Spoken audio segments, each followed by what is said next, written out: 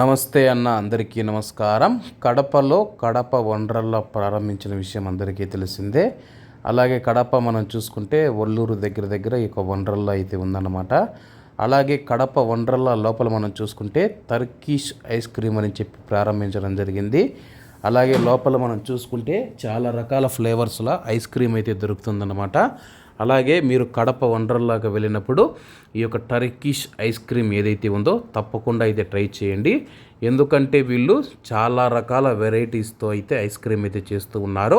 మీకైతే ఒక type of ice cream చూడండి, ఇప్పుడైతే బాక్స్ ఓపెన్ చేస్తూ ఉన్నాడనమాట.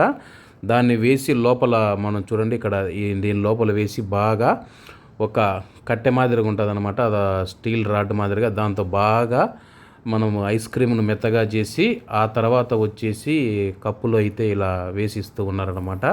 రకరకాల పైనాపిల్ ఫ్లేవర్, స్ట్రాబెర్రీ, మ్యాంగో, ఇలా రకరకాల